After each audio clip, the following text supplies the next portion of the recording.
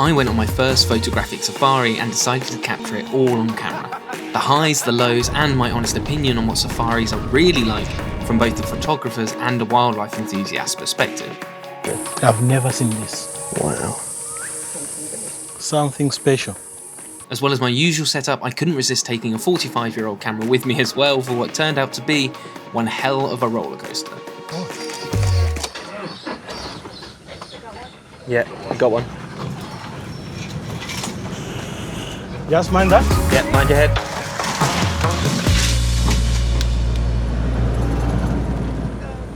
For a brief bit of context, my name is Matt Gould. I'm a wildlife photographer with a wealth of experience photographing wildlife in the UK and in recent years across the world when working in the wildlife TV industry. A few weeks ago, I was asked by some friends of mine, Lara and George, to help out with some photographic guiding for them.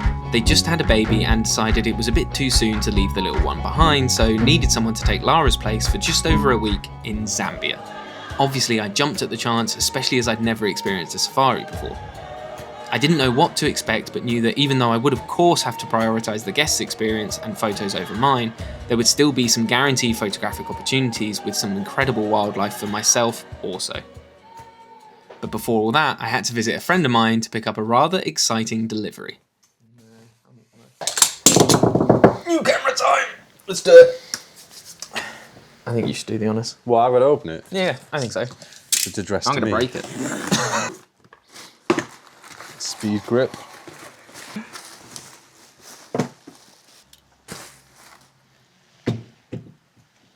Your back's come apart. Is it broken? No. Well, I hope not.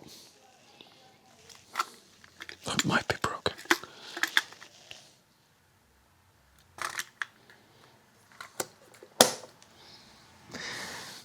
Woo! So why on earth am I risking trying to take a 45-year-old camera that I have never used before to a dream location I might never get the chance to return to?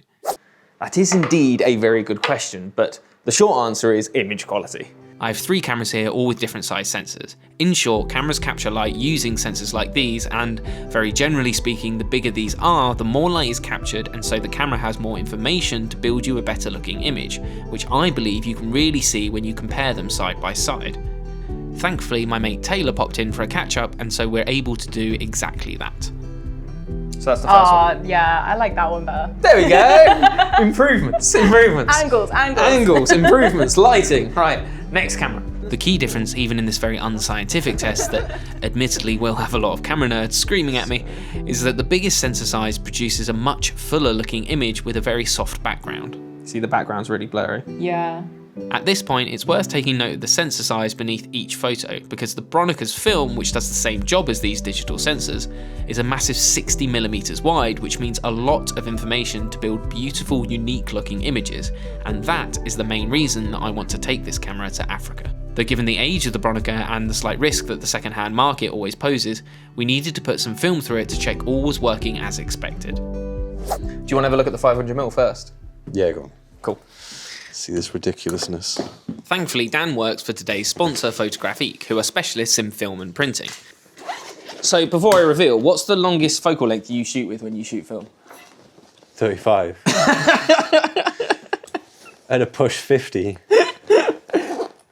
But I don't physically own a 50mm lens, so... Links to their website can be found below, and they're able to do orders via post, so you don't have to live in Bristol to benefit from their expertise. so dark. F8, mate. But I am using it in Africa, so it's going to be pretty bright. There's somebody in that window. Whoops. We took photos on both lenses across 2 rolls of film, which means about 24 photos in total, believe it or not. I had to use a light meter app on my phone to work out how to set the camera's exposure correctly, but the app had a few teething problems that didn't fill me with confidence, and the same could be said for the camera, or maybe more accurately, the photographer. No, it's not. I'm pushing that in, right? It's going well.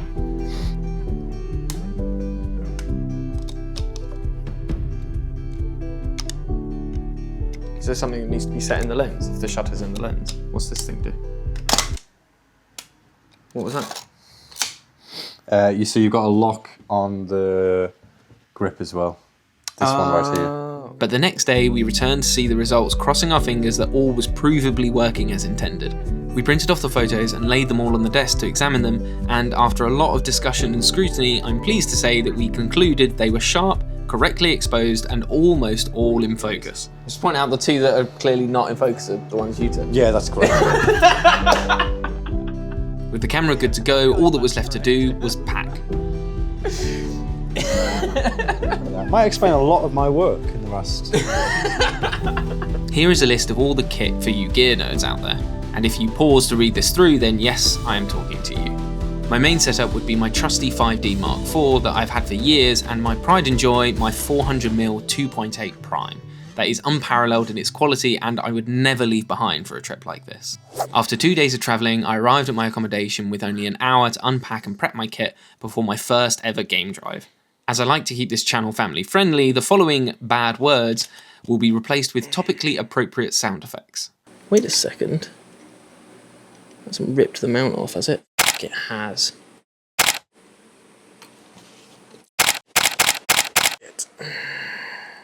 Long story short, because of bag weights and bag distribution and the various different flights I was on, I had to really push things with the way I packed the equipment, and I thought I'd done a really good job. However, I did have to commit one cardinal sin, which was transporting camera equipment attached, which you shouldn't do, and I know you shouldn't do, but I had to take the risk. The lens itself is in great nick, it hasn't taken any major knocks, it seems fine, but because it was attached, the mount has ripped off, which of course is not good. Not good is one way of putting it, but most would say the lens is simply f***ed. So it was out with a lens worth thousands and in with a lens that, on the second-hand market in the UK, is currently worth around £500.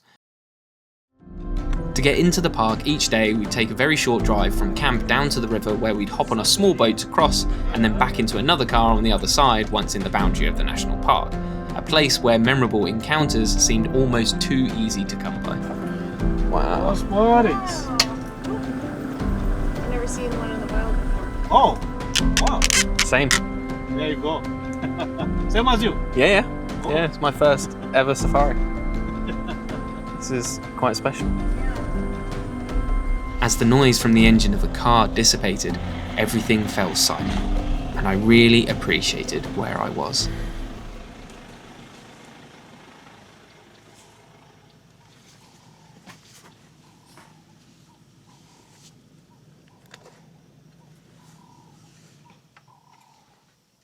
The rest of that short afternoon was spent in the same mindset, driving around, absorbing the scenery and the present moment.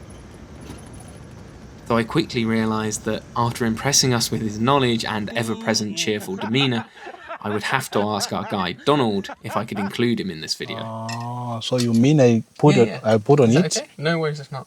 No problem for that one. Yeah. When okay. Yeah. No problem. So I do YouTube videos? Oh, YouTube. Yeah. Wow. Yeah. Like here? Perfect. Okay. Thank you. You're welcome. You'll make a YouTube star out of you.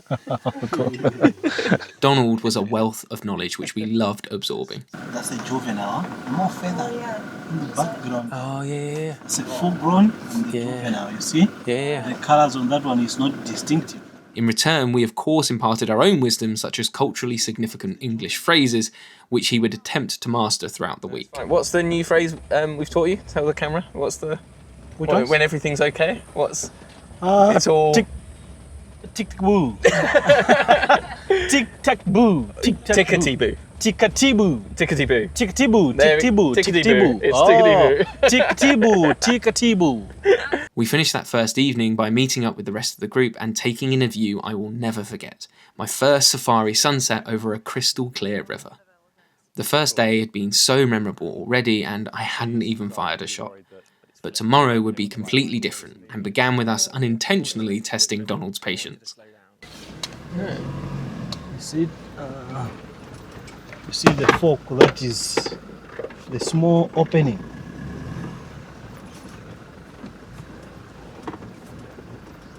Are you able to see?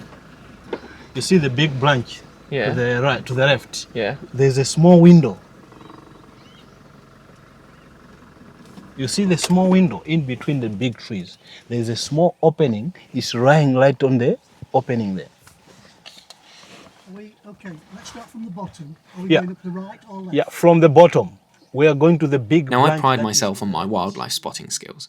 In the UK, I'm regularly the first to spot something buried in the undergrowth or a shape that's out of place on a horizon. From the base, But here, where the it would tree appear stand that is all that pattern recognition is useless. No, not up. The big base. The big base just in between here. Yeah. You see where there's lots of branches, the big branches. Here's a photo of what we were looking at. I'll give you a moment. Perhaps zoomed in.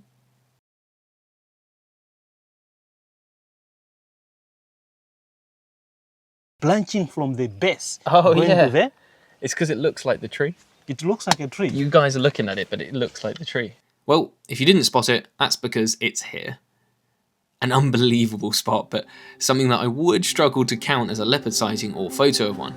Thankfully though, some antelope moving through nearby raised it from its slumber just after Donald had repositioned us in anticipation, which gave us a chance for a brief photo of my first wild leopard.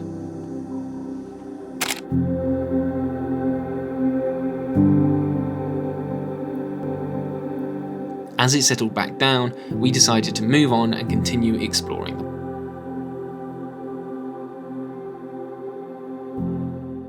This is how I'm travelling with the camera here. I'm carrying the big 100-400 and then cradled in my feet is the film camera to try and protect it from all the shade. So we just paused and stepped out to take a photo of a tree in a riverbed that's almost completely eroded. This is obviously usually a big old riverbed, and this tree here is standing on its roots. It's absolutely incredible. I wasn't really aiming to use the film camera for landscape shots as I wanted to concentrate on wildlife, but this was too good a chance to miss. As it turns out though, this great opportunity was an extremely frustrating one. One of the guests, Ulrika, and I spent about 20 minutes trying to find an appealing angle, and by the time I took a photo, I still wasn't convinced. But I wouldn't really know until I got them back from being developed at the end of this video, when I plan to share the results of the rest of my film photography from this trip also. But at least the film camera was off the mark, which was good because over the next few days, photo opportunities came thick and fast, for digital and film alike. Biodiversity in the area was so dense and impressive. Even crossing the river into the park the next day, we were greeted by a bubbling mass of catfish. From brightly coloured birds like bee-eaters, both front-lit and silhouetted, to giants like giraffes sporting oxpecker headgear, they just kept coming.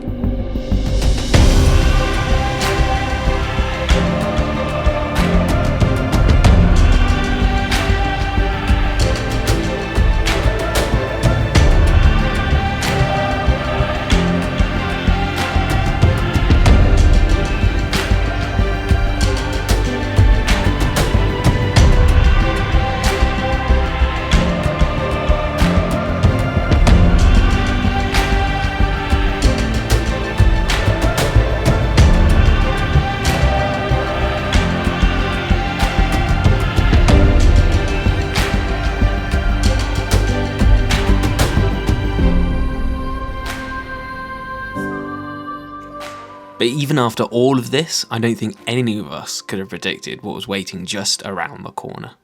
Not wanting to give any spoilers away at this point, what I will say is this should not be watched if you're squeamish or maybe a little young. This is not intended to shock or disgust anyone, but I believe it's worth giving people a chance to see nature unfiltered and real, as I always intend to do on this channel. As we were parked up looking at the hole, Donald explained it was an old aardvark hole, and that usually other animals make it their home after the aardvark leaves, such as warthogs. But during the explanation, he spotted something that had been sat watching us in the shade. Wow. This leopard is massive. Whoa.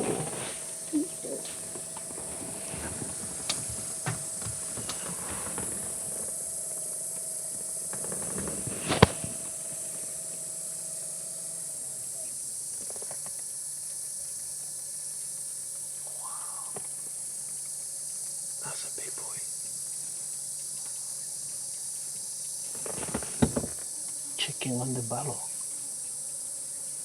What is it doing? It's going into the aardvark hole. Ooh! Whoa. Ooh!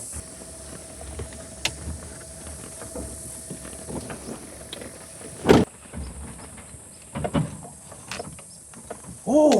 The baby warthog! Baby warthog's just come out. Everyone happy with their settings? Oh, look at that! Look at that! Look at that! He caught a baby. You see? Yeah. Amdacha choka na mwana umozi. Chakata na mwana umozi chachoka naye mu mchembo.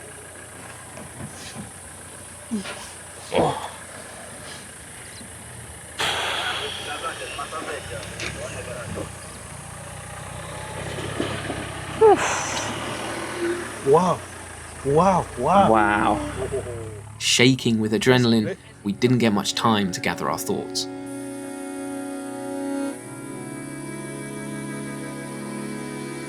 Oh.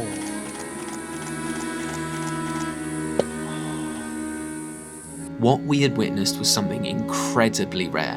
Not only was it a hunt, it was two. And not only was it two hunts, the type of behaviour was something that Donald, a guide of 10 years, had never seen before. Wow, that's once in a lifetime, you know? That's once in a lifetime. Sadly, I did miss the first shot. I took a gamble and punched in, but it came out much quicker than I was expecting, and the autofocus just couldn't keep up. Luckily, I did manage to get something on the second go round.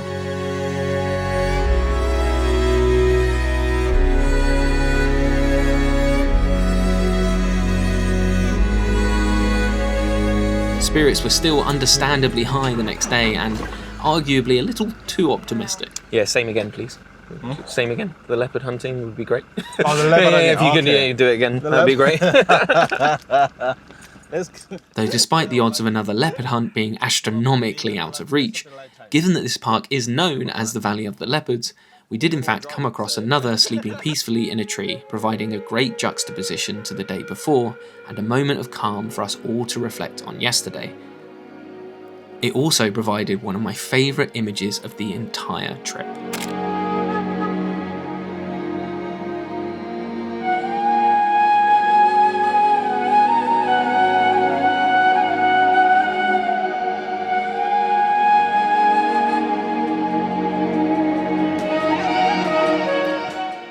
As it was sleeping peacefully, a small sound off in the distance caught its attention.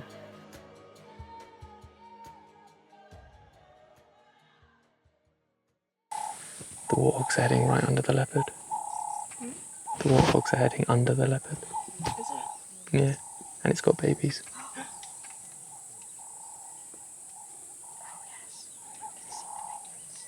And the young ones are so scared, you know, because they've seen the vehicles around, so skittish. Yeah. And the mother is standing the ground.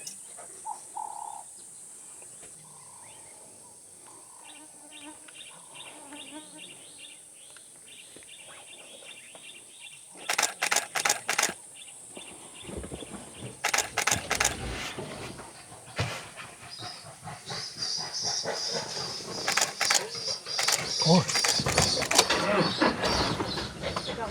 Yeah, we got one. Just mind that. Yeah, mind your head.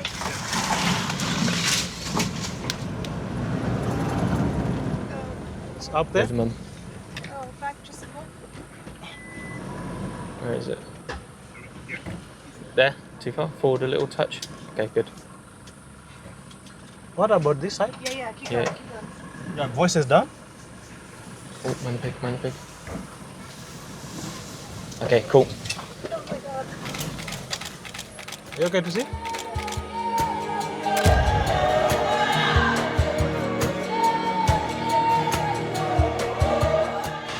Let's get him down. It's down.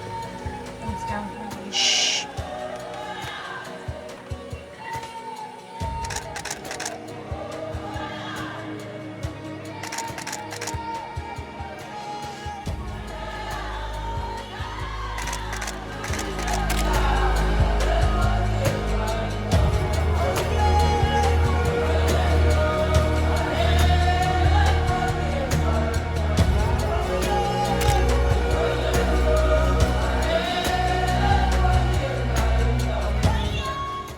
So those of you more experienced with filming may now be wondering how I got handheld and relatively stable long lens footage.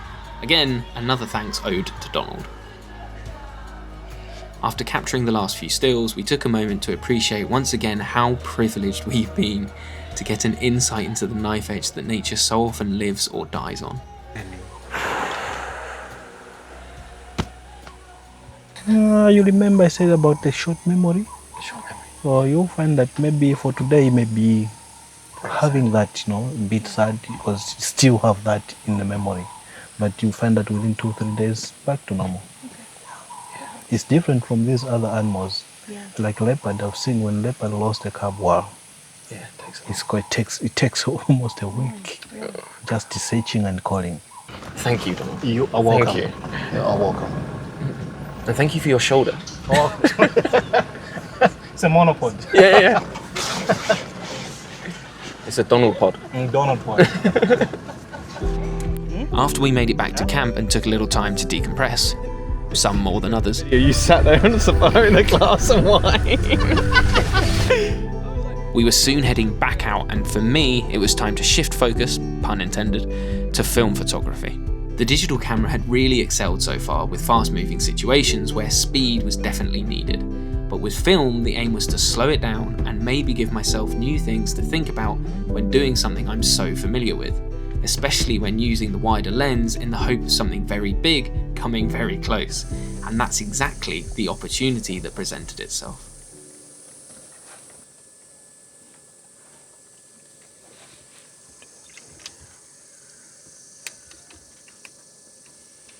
But the camera wasn't firing and I could not work out why. Just avoid movements.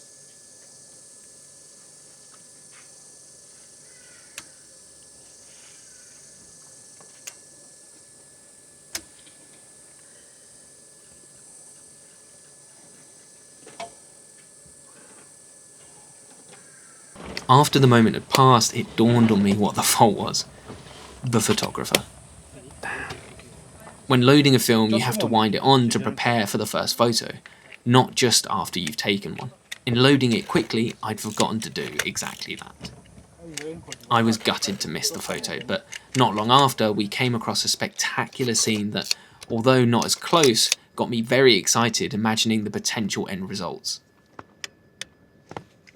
I quickly used the rest of that film, about 8 or 9 photos worth, as we watched a herd wander out across a very shallow river. But as we were being distracted by that vast and beautiful scene in front of us, we hadn't noticed the biggest bull elephant we'd seen so far, slowly closing in behind the car.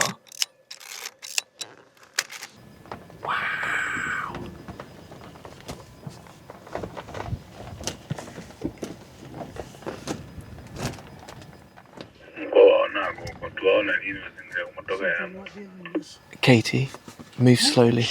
Move Voices slowly. down? Move slowly. Behind you.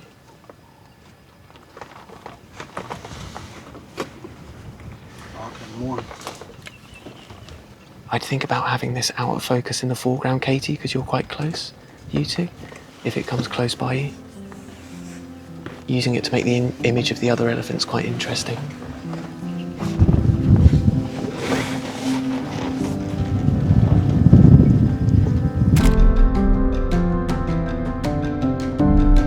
There were, of course, so many breathtaking experiences had on this safari, but I really think the close encounters with these true gentle giants are the ones that I'll find the most memorable. So they use the front feet, you see what he's doing there? Yeah. Or sometimes they do that to do more like digging for water and wait for the water to, more like filtrate and start drinking.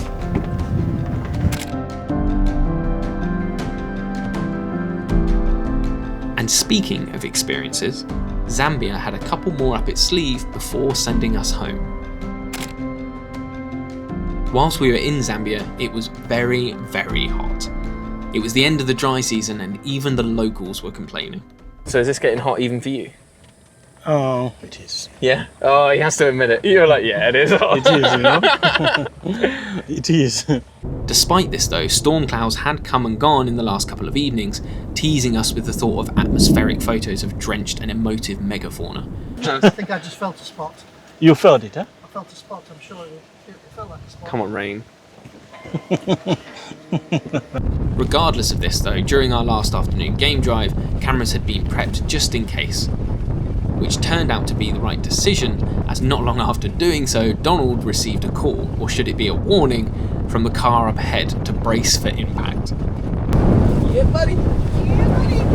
Put everything in the box, eh?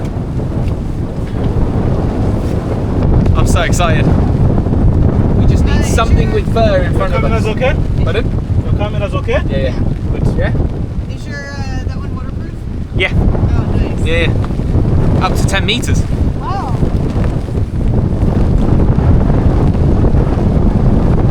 Okay.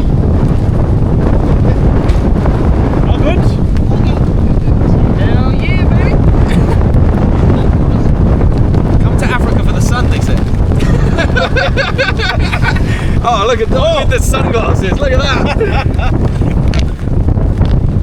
Good to go? Woo! Good to go?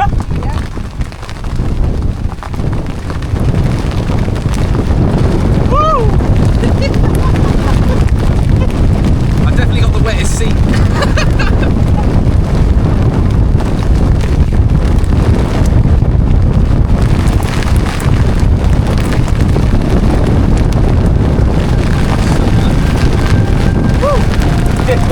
Yeah, buddy. The face lens!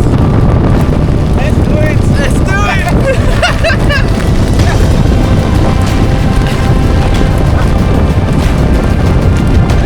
Sunglasses make your heart here thing.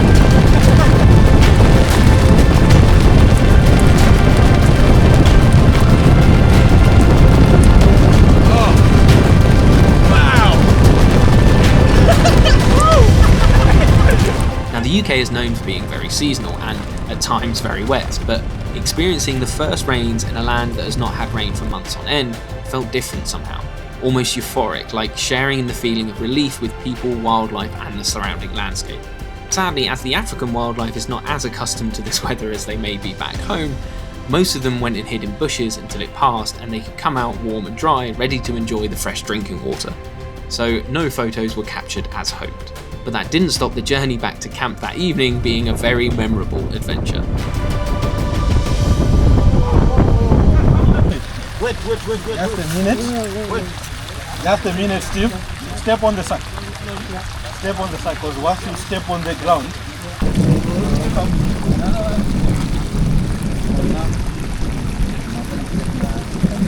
Thank you, fellas. It's alright.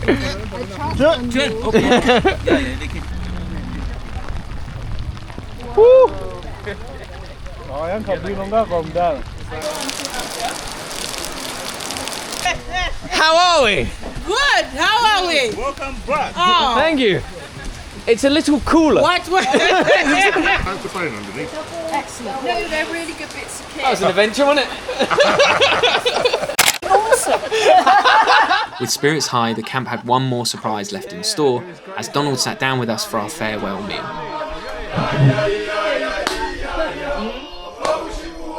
You've got very good voices.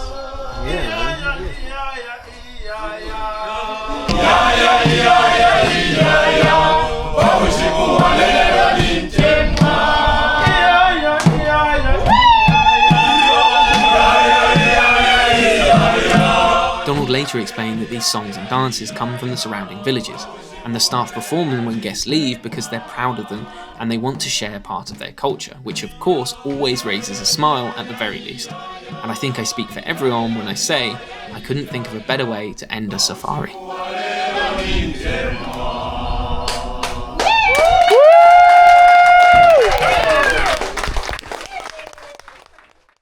Now, some of you who clicked on this video wanted to see how a medium format film camera from the 1980s would do for wildlife photography. Well, same here. First things first though, I needed to meet back up with my mate Dan at Photographique, the sponsor of this video. Their website is linked below and they are able to develop and print film or digital photos via post, so you don't have to live in Bristol to get an expert service. Though if you do, they are based in Bedminster and their opening hours are also listed on the website link below. But back to the Bronica's photos. In a very specific order, I needed to see whether these images were exposed, sharp, and most importantly, did they look good? I can see that there's exposures. Yeah, I've looked through the film, but I haven't seen them on the scanner. Okay, so first things first, there are some that are exposed.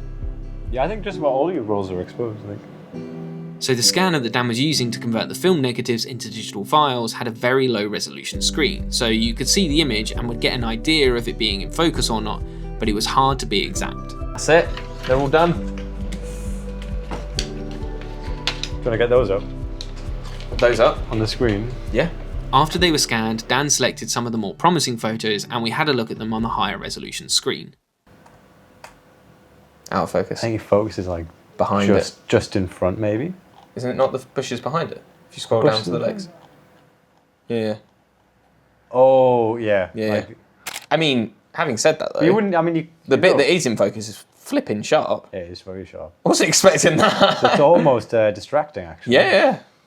Yeah. I reckon you get away with that. No, we don't want getting away with, Dan. We don't want getting away with. Light on that. Yeah, it was really nice. But I don't know if it's got a branch in front of it still. That's in focus. That'll do. That's a nice image. That is a nice image. That's really nice. That's all right. We like that. Crank those shadows down, get rid of this, darken the tree up. So, they were well exposed, mostly in focus, but were they any good? Well, no, not in my opinion. Maybe this one of the Leopard might be worth a print because of the light, eye contact, and the tip of the tail hanging down providing a little bit of interest, but it's nothing special photographically. The camera did its job. They definitely have a beautiful distinctive look to them being taken on 120 film. But compositionally or from a storytelling and interest point of view, they aren't good enough in my opinion. And there are a couple of nice images, but most of the time I almost fear that word when it comes to creativity. And as for the elephants in the riverbed, I actually ended up editing it quite a bit to make it stand out as it was so flat and felt like there was no focal point. So could you argue it was a mistake to take it?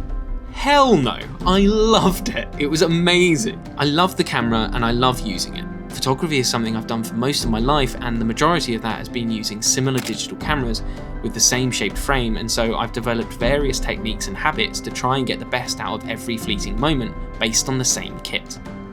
So much so that most of them are second nature and I don't even have to think about it.